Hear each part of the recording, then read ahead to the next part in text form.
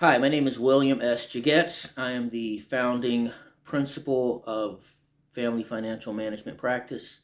We are a wealth management firm focusing on tax planning and estate planning. Here on the YouTube channel, we we discuss issues around legacy planning for art collectors and artists.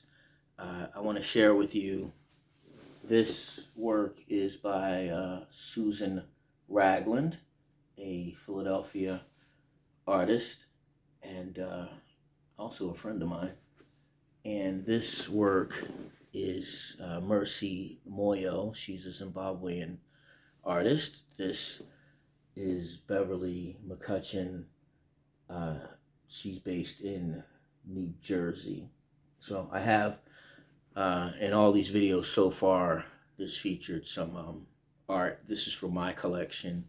It's not always from my collection. These are, but I thought it's a good idea to give a shout out to these artists. So thank you, Susan. Thank you, Mercy. Thank you, Beverly. The topic today, what we're talking about is how and to whom to donate an art collection. When you're thinking about the legacy planning in terms of your art collection, a big piece of that is where it's going to go so that it can do what it's supposed to do, engage educationally, historically, culturally.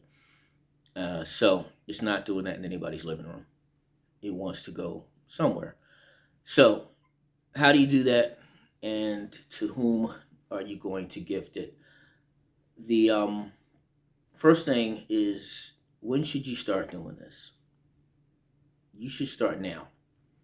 This is an in-depth, time-consuming process. It's not something you do by yourself. It requires inputs and participation from other parties. And in order to get it all done, you should start now. This is absolutely not some end-of-year tax planning. This is not like selling off some depressed stocks so that you can take the capital loss. That's not what's happening here. This is much more complex. This is for estate planning, not end-of-year tax planning.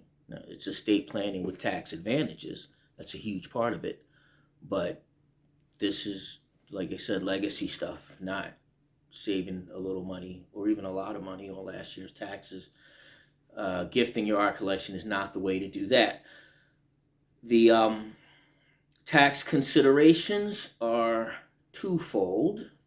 One, there's the capital gains or capital losses that are reported on your income taxes. You bought at X, you sold at X plus, you owe capital gains tax on the plus. Or if it's X minus, then you deduct the minus from your taxable income. The other thing to consider is the estate tax or the death tax. Now, the death tax is the tax charged to your estate, essentially to your heirs, for excessive amounts of money.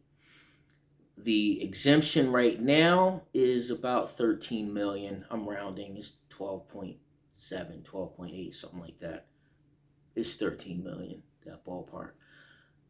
So the value of your estate above the threshold, above the exemption threshold, is taxed, and it's taxed heavily. So if your estate is above $13 million, then gifting a portion or all of your art collection is a good way to get the value of your estate below the $13 million, assuming it has sufficient value. But that is the second tax consideration. So there's capital gains tax and there's estate tax. The first thing is when to start now. The second thing is, does your proposed beneficiary institution even want your art collection? Don't assume that they do.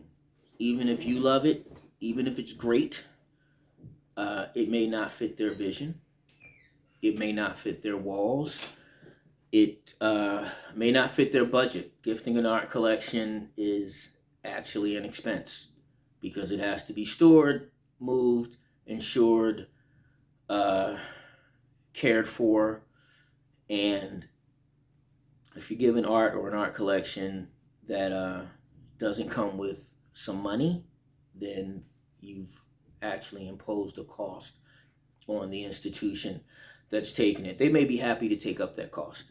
If your collection fits in with their vision, then yeah, they want it. And if it costs money to take care of it, then they'll do a capital fund, a capital campaign, and raise the money to take care of it. Even nicer if you include some money in your estate to take care of the gift that you left them. If you can do that, you can do it. Uh, Life insurance is a great way to do that. You can have a life insurance policy that will pay out upon your death specifically for the purpose of going to the institution who is accepting your art gift so that they can take care of it. Not only do you want to consider or talk to the proposed recipient to make sure they want it, you have to make sure that they can take it and that it's tax beneficial to you. This seems obvious, but it could be missed, so I'm going to do the obvious. You don't want to give your art collection to, say, a homeless shelter or like an orphanage. The IRS has something, they call it the related use requirements. The orphanage has no use for your art collection, and they can't sell it. If a recipient sells a donated gift within 3 years of the gifting, then whatever the tax implication is rescinded. So it's common to have in the terms, if you sell this gift, then you have to take up the tax consequence so it doesn't come back on the estate of the person who gifted it. So the orphanage can't sell it and they have no use of it, and you're not getting the full tax benefit from it. So don't do that. Don't do that. Even if you love them, don't do it. Remember this: when you are gifting art, art is not money. If an institution that you care about needs money, give them money. Don't give them art, because they can't turn the art into cash, and they don't need it. And in fact, it's placing a financial burden on an already taxed, very likely taxed, financially taxed institution. So, art is art, money is money. If they need money, give them money. If it is an art museum or a university that has an arts program or a museum on campus, then yeah, they may want your art. So for the purpose of the institution, for the well-being of the institution, and for the tax benefit, don't make gifts of art where there's no related use. The other thing you want to make sure you consider is appraisal. The insurance appraised value on your art or art collection, actually art is appraised individually, so there will be a value on the collection as a whole, but each piece is appraised individually, and the insurance appraisal won't do. You have to have an appraisal by a qualified appraiser for estate planning purposes. So there's the American Association of Art Appraisers. There's the Association of the American, let me get it. There's three. The AAA, American Association of Art Appraisers. There's the ASA and the ISA, so American Society of Appraisers, there it is, and the International Society of Appraisers. Those are the three accredited institutions that the IRS will accept appraisals from. If your appraisal doesn't look like it's supposed to, then you hit a red flag. There's something called the IRS Art Advisory Panel. They actually have an art advisory panel with the IRS, and they will audit and reappraise your art donations, gifts, if in the case, not even just gifts, but even in the case of a sale, if they don't like the numbers. So using an appraiser who is qualified and a member of one of the three organizations is definitely to your advantage. If you are gifting, you want a high appraisal because it's a bigger donation and better for your estate. If you are selling, that's a different appraisal, and insurance has a different appraisal. So you want all three of those numbers, but you need to get them from the right source so that the IRS is not troubling you about your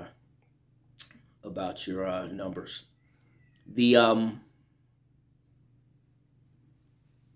Quickly, I'm gonna go back to doing this now.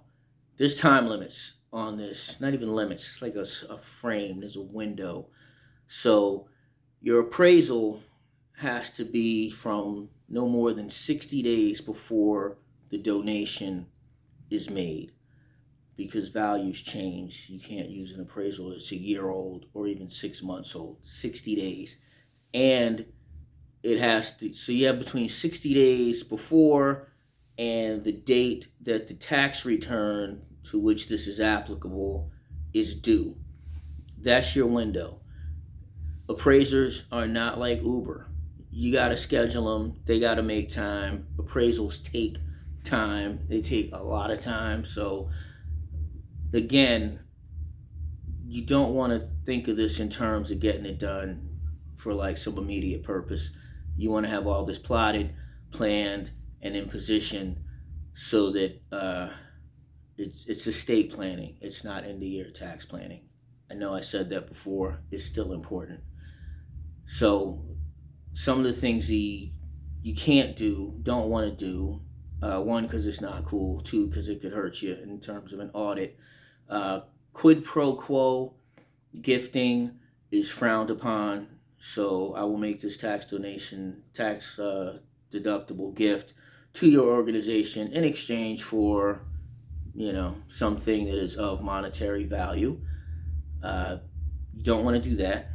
The IRS frowns upon it, and it's not nice because you're trying to help, not squeeze something else out of the institution with whom you're interacting. Also, excessive restrictions. Same thing. It's frowned upon by the IRS. It'll hurt your deductibility, and it doesn't work so well for the institutions either. So excessive restrictions are a lot of what you can and can't do. You can do things like they're exhibition requirements. Like it's got to be on the walls 60% of the time.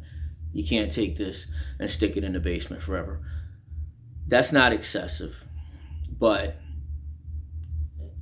excessive, it reads itself. I'm not going to try to give you examples of that, but you don't want to be a burden on the organization. A lot of institutions won't even take it. Some of the bigger museums have clauses where they won't accept any restriction. If you want to give it to them, they'll say thank you or no thank you, but you cannot put any restrictions on it. If it's not already written in, still don't do it. So that's for starters. The next time we revisit this issue, we're going to talk about some of the more specific things about who you want to give it to, you give your collection to, and how to make that choice, and how to negotiate the terms with that organization. Again, you can have terms, just don't be excessive. So we'll get into more of that later. I want to thank my affiliate partner, Artwork Archive. All of this that we're talking about is a lot easier if your collection is archived and all your documents, including your most current appraisals, are in one place. And Artwork Archive does that amongst many other things. So archive your collection, know where it is, track it, keep all the paperwork together, and it works really well. I use it. It's terribly inexpensive. There's a link for Artwork Archive in the description, so check them out. And please like, subscribe, and share. And I will look forward to talking to you all again another time soon. Be good.